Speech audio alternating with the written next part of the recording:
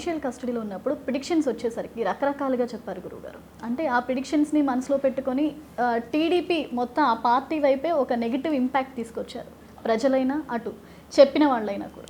ఇప్పుడు పవన్ కళ్యాణ్ గారితో పొత్తు పెట్టుకున్న తర్వాత టీడీపీ మనుగడలోకి వచ్చింది అనేది కూడా ఒక టాక్. అంటే పవన్ కళ్యాణ్ గారి జాతకం బాగుండడం వల్ల, ఈ జనసేన పార్టీ ఆ పార్టీకి వైభవం ఉండడం వల్ల టీడీపీకి కలిసి వచ్చింది అనుకోవచ్చు. ఇప్పుడు నేనేమంటానంటేనమ్మా, ఇప్పుడు మనం ఒక బండి నడవాలి అన్నప్పుడు రెండు అవసరం అవుతాయి.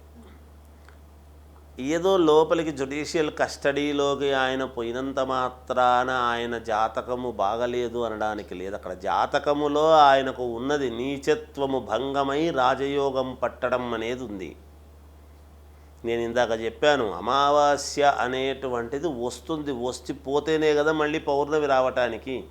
అలా ఆయన జాతకములో అక్కడ నీచత్వము అనేటువంటిది కలగాలి, అది భంగత్వము కావాలి, పునః రాజయోగం పట్టాలి. రాజయోగం పట్టాలి అంటే ఒక కారణం అనేటువంటిది ఉంటుంది ఎప్పుడు కూడా. ఆ కారణమే పవన్ కళ్యాణ్ గారు అయ్యారు. ఇక్కడ రెండు అప్పుడు ఉంటేనే కదా, యోగం అనేటువంటిది ఉంటేనే మిళితమవుతుంది ఎప్పుడు కూడా. అక్కడ నీచత్వము భంగము అయ్యి రాజయోగం పట్టడానికి అవకాశం ఏమిటి? ఆయన జాతకము ఒకటి, ప్లస్ ఆ పరిస్థితులు కలగజేయటం అనేటువంటిది. రెండవది పవన్ కళ్యాణ్ గారు ఇద్దరు కలయిక.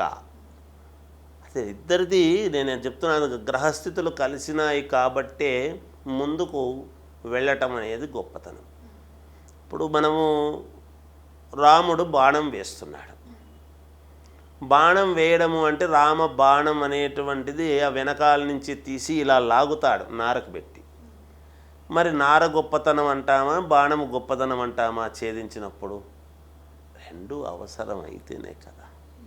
అందుకని ఇక్కడ అట్లా మనం ఎక్కువ తక్కువలుగా అనేవాళ్లకు అమ్మ ఇలా అని అని అని అని అనే ఈ ఏదో ఇంకో రకంగా మాట్లాడేటువంటి వాళ్ళకు మాట్లాడుతుంటారు. కానీ ఏది ఉందో అది యథార్థము అనేటువంటిది ఎప్పుడూ కూడా ప్రపంచానికి తెలియజేయాలి.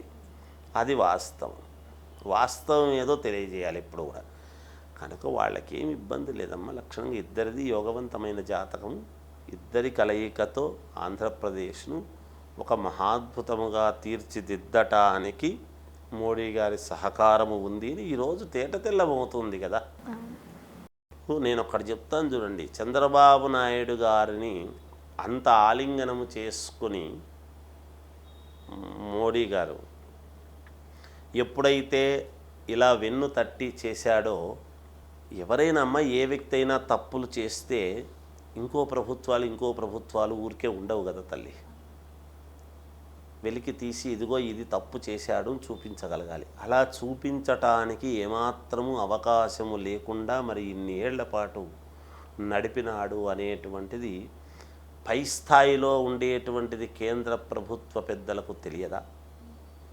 అంటే ఆ వెన్ను తట్టడములో నువ్వు గెలిచినావయ్యా, నీకు ఏ మత్స లేని చంద్రుడివి నువ్వు అని పరిపూర్ణముగా ఆయన వెన్ను తట్టిపోయినట్టే కదా. నేను చెప్తున్నాను స్పష్టంగా, ఏ మత్స లేని చంద్రుడివి నువ్వు అనేటువంటిది ఒక కిరీటము ఆయన వచ్చి ఆయన కౌగిలించుకోవటమే ఒక శ్రీ వెంకటేశ్వర స్వామి వజ్ర కిరీటం పెట్టుకున్నంత ఇదిగా అని నా భావన, నాకు అనిపించింది టీవీలో చూస్తున్నప్పుడు. మరి ఏ మత్సన్నా ఉంటే మరి ఊరికే ఉండరు కదమ్మా.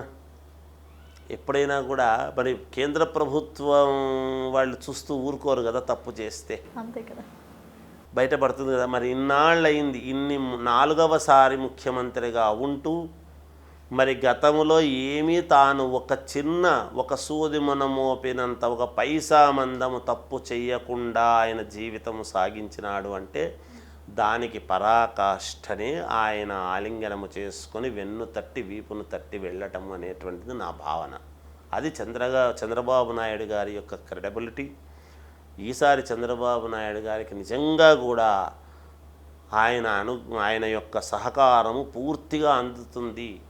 నిజాయితీపరుడికి ఎప్పుడైనా భగవంతుడు సహకరిస్తాడు అనటానికి వేరే తార్కాణం కావాలి నా తల్లి. అంతకంటే నిజంగా గ్రహస్థితులు కూడా ఆయనకు చాలా బాగున్నాయి. కనుక ఇప్పుడు సూర్యచంద్రులు ఉన్నంత వరకు చంద్రబాబు నాయుడు గారి యొక్క నిజాయితీ ఉంటుంది అని నా భావన.